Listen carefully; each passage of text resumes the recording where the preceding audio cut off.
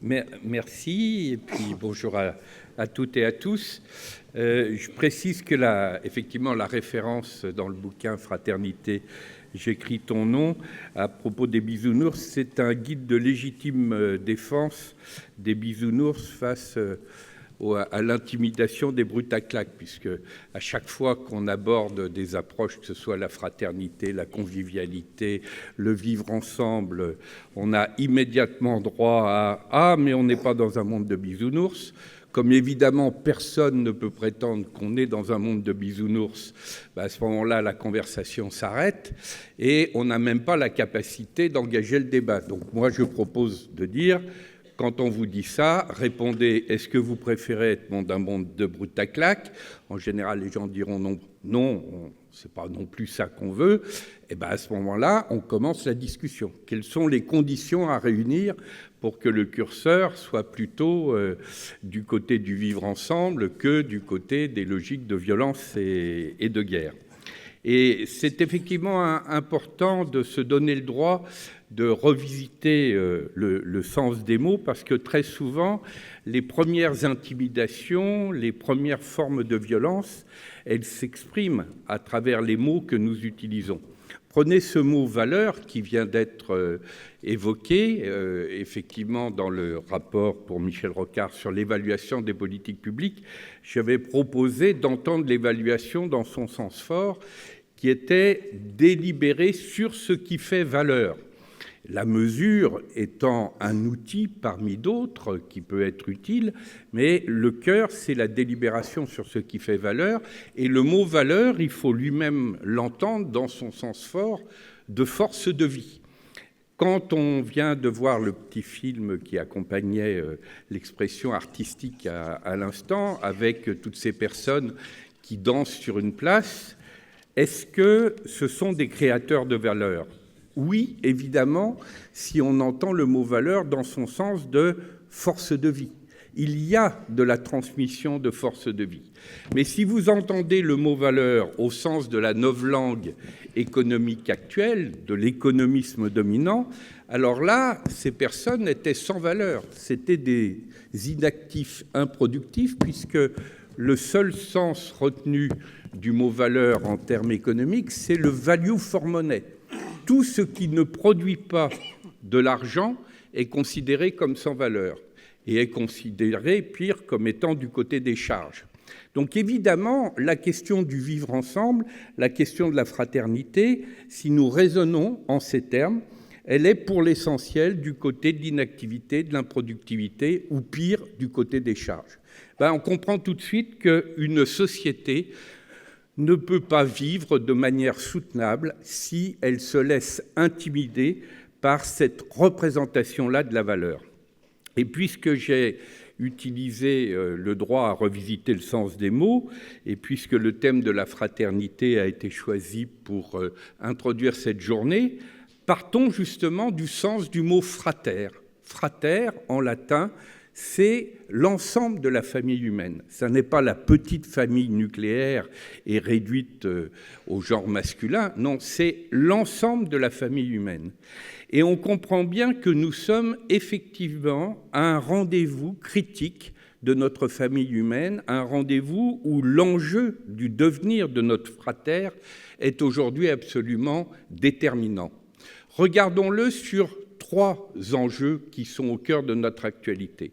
L'enjeu écologique, on en parle beaucoup avec le sommet sur le climat de Paris, l'enjeu social, l'enjeu économique et financier. Dans les 3 cas, nous repérons que l'approche dominante est incapable d'assurer le vivre ensemble de la famille humaine. Sur le plan écologique, c'est le fait que, pour reprendre l'expression employée par Jacques Chirac au sommet de Johannesburg, la maison brûle, mais nous regardons ailleurs. Le problème, c'est que lui-même a continué à regarder ailleurs après cette belle expression. Quand nous regardons des indicateurs tels que les bilans carbone, tels que l'empreinte écologique, eh bien, nous voyons, pour reprendre l'expression consacrée, qu'il faudrait plusieurs planètes pour être capable de poursuivre sur le mode de consommation, de production, mais aussi, il faut ajouter, de déjection, qui est celui de notre système dominant, qui produit un nombre considérable de déchets et qui produit un gaspillage massif, en particulier sur le plan alimentaire, puisque près de 50% des biens alimentaires se trouvent détruits. Donc ça, c'est une insoutenabilité sur le plan écologique. L'insoutenabilité sociale, elle se lie à travers ce chiffre terrible donné encore récemment par l'organisation non gouvernementale Oxfam, et qui est le suivant: la fortune de 67 personnes. 67 personnes, donc une petite partie de cette assemblée, est égale au revenu de 3,5 milliards d'êtres humains. Vous vous rendez compte ce que ça veut dire? Comment assurer le vivre ensemble sur cette petite planète si on continue dans la voie du creusement des inégalités sociales, si l'explosion des fortunes s'accompagne de l'accroissement de la détresse, de la misère, de la pauvreté dans bien des domaines. Et puis, l'insoutenabilité économique et financière, outre qu'elle est à la racine de l'insoutenabilité écologique et de l'insoutenabilité sociale, elle se traduit aussi par des chiffres saisissants. La Banque des règlements internationaux a mis en évidence que les produits dérivés, qui sont des produits théoriquement destinés à assurer les marchés contre les risques, sont tellement devenus eux-mêmes objets de spéculation qui représentent aujourd'hui plus de 700 000 milliards de dollars, c'est-à-dire plus de 10 fois la richesse mondiale.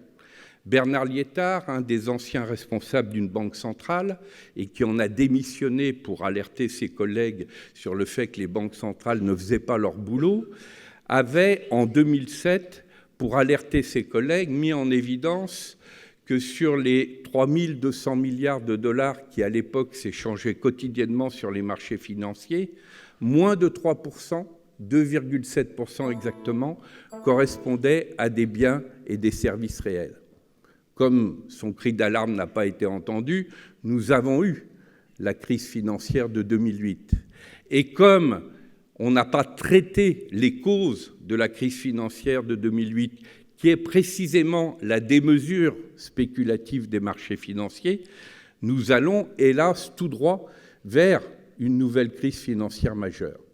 Et donc, nous ne pouvons pas continuer à poser la question du vivre ensemble, du frater, de la famille humaine, si nous ne revenons pas sur la logique de rivalité qui est au cœur aussi bien de l'approche économique et financière, de l'approche sociale et de l'approche écologique.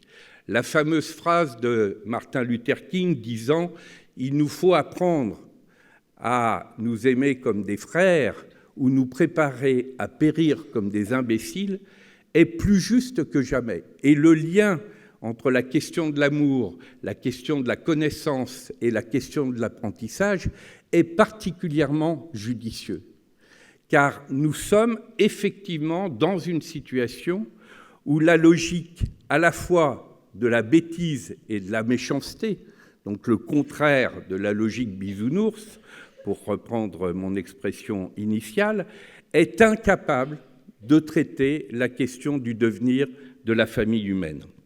Donc, si nous voulons penser un projet politique, la première des choses, c'est effectivement d'arrêter de penser la question du politique à travers prioritairement la question de la rivalité. Tous les logiciels politiques ont été fondés sur le fait qu'on civilisait, on pacifiait un espace politique, ce pouvait être une tribu, une cité, un État, un empire, mais toujours parce qu'il y avait aux frontières de cet espace politique des barbares, des étrangers, des infidèles, si la communauté politique était définie aussi comme communauté de croyants. Et c'est par rapport à cette figure de l'ennemi que l'on pensait le politique. Quand nous sommes dans l'obligation de penser ce que Édouard Glissant appelle la mondialité. Et la mondialité, elle ne peut pas s'exprimer par le terme de mondialisation qui a été complètement instrumentée par la simple globalisation financière. La réelle mondialité, c'est-à-dire le devenir du frater de notre famille humaine, eh bien, le devenir de cette mondialité, si on raisonne dans ces termes-là, nous tombons sur une absurdité. Notre humanité est-elle en danger? La réponse est hélas oui. Est-ce qu'elle est menacée par des barbares extraterrestres? Nous savons bien qu'en dehors du fantasme des films catastrophes, telle n'est pas la réalité. Il y a bien un problème de barbarie, mais ça n'est pas un problème de barbarie extérieure, c'est un problème de barbarie intérieure. Notre humanité est menacée, y compris menacée de destruction, par sa propre inhumanité, par sa propre barbarie intérieure. Et les problèmes écologiques que nous rencontrons, la guerre que nous faisons à la nature, est en rapport direct avec la guerre que nous nous faisons à nous-mêmes. Avec Abdenour Bidar, on a appelé ça le double dérèglement climatique. Le réchauffement sur le plan écologique, mais la glaciation sur le plan de la climatologie relationnelle et émotionnelle. Et on comprend bien qu'il y a un lien direct entre les deux, parce que plus des personnes sont dépressives et isolées, et plus elles ont tendance à compenser ce déficit énergétique par une recherche de consommation d'énergie supplémentaire à l'extérieur. Donc si nous voulons penser la question politique, y compris en la pensant pleinement sur le terrain mondial, puisque c'est d'abord sur le terrain du devenir du frater de la famille humaine que des carrefours décisifs se présentent à nos yeux, eh bien, nous devons changer notre logiciel politique. Il y a une façon très simple de le repérer, c'est de regarder ce qui se passe avec le changement de regard d'acteurs qui ont été des pilotes de chasse, donc qui ont été la figure extrême de la pointe de la logique de guerre et de rivalité. Qu'est-ce qui se passe quand certains de ces pilotes de chasse sont devenus astronautes? Et quand ils ont vu notre petite Terre vue de l'espace. Et là, il y a un changement radical dans leur témoignage. Et vous pouvez relire à peu près tous les astronautes, vous allez trouver ce changement de regard, vous allez trouver cette conversion-là. Parce que, évidemment, la Terre vue de l'espace, les premiers éléments qui sont pris en compte, d'abord, c'est la beauté et l'émerveillement. Ça, vous ne trouverez pas ça dans les ouvrages de géopolitique. Ensuite, c'est la singularité, le caractère extraordinaire de cette petite planète bleue. Et puis, c'est la fragilité, le sentiment que cette planète peut être mise en danger et que si l'espèce dominante sur cette planète n'est pas capable d'assurer son propre vivre ensemble, de sortir de la logique de guerre, aussi bien de la logique de guerre en son propre sein que dans son rapport à la nature, eh bien, la fragilité peut conduire au déclin, voire à la disparition de cette espèce. Évidemment, émerveillement, singularité, fragilité, relisez Machiavel, relisez Clausewitz, relisez Carl Schmitt, vous ne trouverez aucun de ces mots. Or, le logiciel politique dont nous avons besoin pour penser la question de la mondialité, il est dans ces termes-là. Et du même coup, une fois que nous avons posé la question du frater, la question mondiale, nous pouvons revenir sur d'autres territoires, tels que le territoire européen ou le territoire français, parce que c'est dans les mêmes termes que ces rendez-vous critiques se trouvent engagés. Prenez l'Europe. L'Europe est aussi au carrefour. L'Europe, elle est née d'un sursaut de vie qui est justement ce qu'on peut appeler un pacte de fraternité. Le coup de génie des fondateurs de l'Europe, ça a été d'aller prendre les industries de la guerre, le charbon et l'acier, et de dire nous allons créer une communauté européenne à partir des industries de la guerre et nous allons en faire les industries de la paix. Donc le pacte de fraternité, c'est celui qui est à l'origine de l'Europe. Mais quand on a remplacé insidieusement ce pacte de fraternité par la logique de la guerre économique, au départ, l'Europe s'est construite sur l'idée que l'économie était au service de la paix, au service de ce pacte de la fraternité.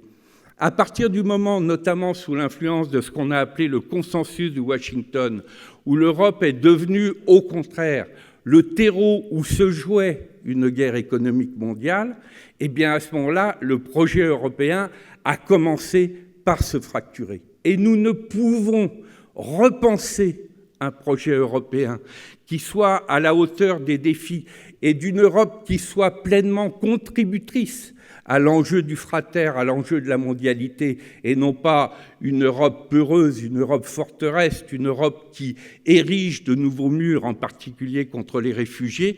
Nous ne pouvons penser cette Europe-là que si nous replaçons la question du pacte de fraternité européen au cœur de notre projet. Est-ce que je peux avoir un petit peu d'eau? Parce que comme j'ai un médicament qui m'assèche, comme ça va vous donner un petit temps de pause. Du même coup, j'en viens à la façon dont, pour nous Français, il y a aussi un enjeu majeur autour de la fraternité. Évidemment, il est lié à la devise de notre République. Mais comme le dit Régis Debray, la fraternité, c'est plus souvent la vieille cousine que personne ne songe à inviter à danser dans le bal. Et il n'y a de possibilité de replacer la fraternité au cœur d'un projet politique qu'à condition de repenser les deux autres termes clés de la devise, la liberté et l'égalité, à partir de la fraternité. Et en plaçant la fraternité comme élément premier. Parce qu'une liberté sans fraternité, pour reprendre l'expression fameuse, c'est celle du renard libre dans le poulailler libre. Et une égalité sans fraternité, c'est une logique de collectivisme qui peut conduire à du despotisme, voire du totalitarisme, comme nous l'a appris l'histoire. Et donc, penser l'articulation dynamique de la liberté, de l'égalité avec la fraternité, c'est effectivement dire que cet enjeu du frater est un enjeu pour une nation dont la part lumineuse est d'être capable de penser sa contribution à l'universel. Le carrefour français, ça a été en permanence, dans son histoire, cet affrontement, ce conflit profond entre des logiques de peur, des logiques de repli identitaire ou des logiques de conquête et d'arrogance, le colonialisme, l'impérialisme. Merci beaucoup. Ou au contraire, cette capacité du peuple français à se penser comme partie de ce peuple de la terre, partie de cette famille humaine dont il faut co-construire des droits fondamentaux et où le cœur d'un projet de citoyenneté terrienne peut se trouver... Ah, alors là... Merci. Comme disait Keynes, le plus difficile, c'est l'abondance.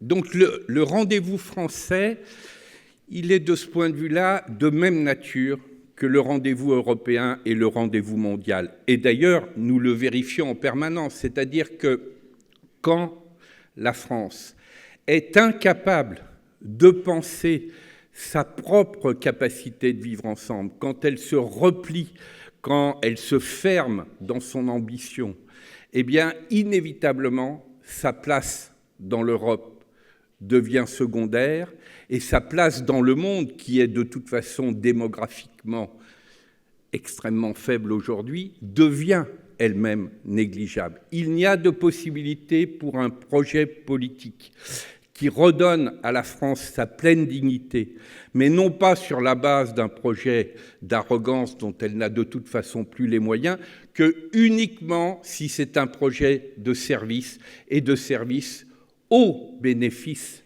de la famille humaine, au bénéfice du frater. Alors à ce moment-là, on comprend bien que de la même façon qu'il nous faut changer notre logiciel politique, arrêter de partir d'abord de la question de la rivalité, Arrêter de voir la Terre vue du point de vue de nos petits espaces et être capable de la voir dans son devenir à partir de ce regard de conversion des astronautes, il nous faut tout autant changer notre logiciel économique. Quand je disais tout à l'heure qu'il nous faut nous donner le droit de revisiter le sens de termes forts tels que valeur, arrêter de réduire la valeur au value for money, arrêter de dire que seules les entreprises créent de la valeur, arrêter encore plus de prétendre que le but d'une entreprise, c'est de la création de valeur pour ses actionnaires. Non, valeur, c'est la création de force de vie. La valeur ajoutée, c'est un supplément de force de vie.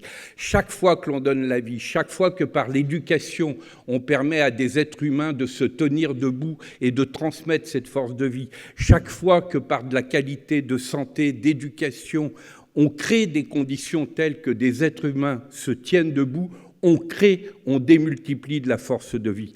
Inversement, quand on raisonne uniquement dans le value for money, non seulement on est réducteur par rapport au champ des valeurs force de vie, mais on peut même être mensonger, puisque quantité de valeurs ajoutées monétaires vont correspondre, je l'avais montré dans mon rapport Reconsidérer la richesse, à des destructions de force de vie. Des destructions écologiques, des destructions sociales, des destructions humaines, puisque évidemment les comptabilités ne tiennent pas compte de la nature des activités. Et si vous avez une catastrophe, une pollution, des accidents qui vont générer des flux monétaires de réparation, d'indemnisation, de remplacement, il n'y a pas dans nos systèmes comptables une colonne à part pour nous dire « attention, ce flux monétaire-là, il a été généré » par une activité destructrice de valeur. Et donc, repenser la question de la valeur, c'est aussi repenser le sens originel du mot bénéfice. Bénéfice, à l'origine, ça ne veut pas dire solde monétaire, ça veut dire activité bénéfique. Métier, ça ne veut pas dire job. Métier, c'est la contraction de deux mots latins, c'est la rencontre du ministère et du mystère. Pourquoi mystérieux? Parce que si c'est un métier manuel, dans l'ordre de la transformation de la matière, ça renvoie au mystère de la transformation de la nature. Et si c'est un métier relationnel, ça renvoie au mystère de la relation avec autrui. Et donc vous sentez bien que redonner son plein sens au mot frater comme famille humaine, au mot valeur comme force de vie, au mot bénéfice comme activité bénéfique, au mot bénévolat, non pas comme contraire du salariat, mais comme orientation de la volonté, ce qui veut dire que le contraire du bénévolat, ça n'est pas le salariat, c'est ce qu'on peut appeler le malévolat. Et vous avez un secteur mondial du malévolat avec l'économie du crime, l'économie de la drogue, l'économie de l'armement pour l'essentiel.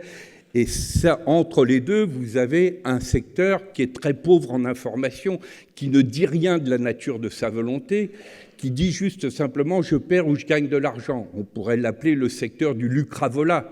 Eh bien, justement, l'objet d'une évaluation, c'est de dire, malgré cette information extrêmement pauvre, est-ce qu'au total, vos activités vont plutôt servir le bénévolat, et ça peut être le cas d'entreprises tout à fait classiques, il n'y a pas besoin d'être de l'économie sociale et solidaire, dès lors que c'est par exemple une entreprise qui va produire des biens et des services utiles, donc ça c'est du bénévolat, ou au contraire, est-ce que ça va servir le vaste secteur du malévolat avec, par exemple, cette passerelle énorme que sont les paradis fiscaux et qui font transiter une part considérable des 97% d'argent spéculatif du côté de cette économie du crime, de cette économie de l'armement qui va être recyclée. Et donc, vous sentez qu'à travers ce changement de logiciel, tout autant économique que politique, nous sommes bien effectivement au cœur de la création de valeur. Et quel est le mot grec pour dire force de vie? Eh bien, ce mot grec, vous le connaissez tous, c'est l'éros. Eh bien, c'est la raison pour laquelle je dis il nous faut développer une stratégie érotique mondiale.